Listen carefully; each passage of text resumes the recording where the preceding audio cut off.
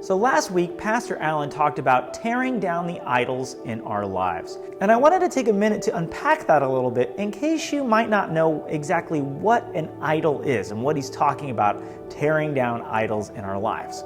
Now, idols were all over the ancient world in virtually every culture except the nation of Israel. So they were always facing issues with idols. Now, idols were usually made of precious metals. They could be gold or silver or bronze or maybe made out of precious stones.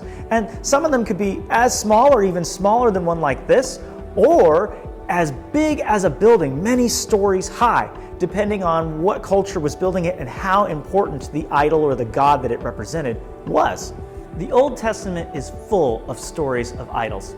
Two of the big ones are the story of when Moses was up on the mountain receiving the Ten Commandments. And while he was there, the nation of Israel was worried that he was gone and decided to make an idol in the form of a calf using gold that everybody had on them. And then there's also the story of Shadrach, Meshach, and Abednego refusing to bow down to the idol that Nebuchadnezzar had built. Those are just two examples of times when the nation of Israel had struggled with idols being an influence in their culture. God really hated idols because God knew that idols were a substitution for Him. That's part of the reason why we don't have pictures of God or statues of God, because He didn't want us to focus on an image. He didn't want us to focus on a thing. He wanted to focus on His presence and His relationship. And those are things that idols just cannot be a substitute for. The presence and relationship of God is not something we can get from praying to a statue or a picture. The second commandment that God gives us is to not make an idol in the form of anything in the heavens above, on the earth beneath, or in the waters below. God did not want us to have an image to focus on when we think of Him. In the 21st century, idolatry is a little more subtle than it was back in the Old Testament times. We typically don't see people bowing down and praying to idols like we used to, but idolatry is still alive and well. It just looks a little bit different. Just like now we don't have singers, we have American idols. We worship celebrities. We worship all kinds of famous people and name brands. All of these things are different types of idols that we have made more important than God. Also, things like technology can be an idol.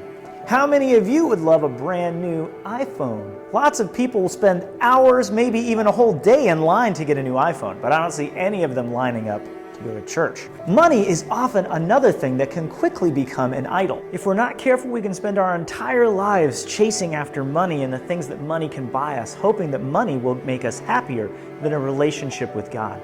Money is something that's very necessary in our lives, but it's also very easy to make it more important than God when we start to worry about it. Jesus was very specific in warning us about a love of money because He knew that it was very easy to make money the center of our lives and the center of our attention, when it should be God. So as we're challenged to tear down the idols in our lives, we need to pray and ask God to show us what things are becoming idols in our life. What is coming between you and God? What's getting in the way of your relationship? It's not always easy to get rid of those things, but God knows that if there's something more important than Him, then it's going to be impossible to grow closer to Him. And just like it says perfectly in Hebrews 12, therefore, since we are surrounded by such a great cloud of witnesses, let us throw off everything that hinders and the sin that so easily entangles, and let us run with perseverance the race marked out for us. So my challenge to you this week is simple. Take some time and pray and ask God to reveal things that have become idols in your life. There are lots of different things that can become idols in our lives. God can reveal those things to us. And once He does, talk to your parents about ways that you can prioritize God over those other things. You don't have to completely cut them out of your life, but you do have to make sure that they are not as important as God.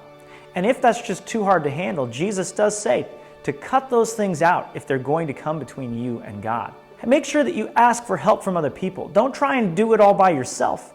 Your parents have a lot of wisdom and knowledge on how to make sure that God is the number one priority in your life. So make sure that you talk about things that are becoming idols in your life.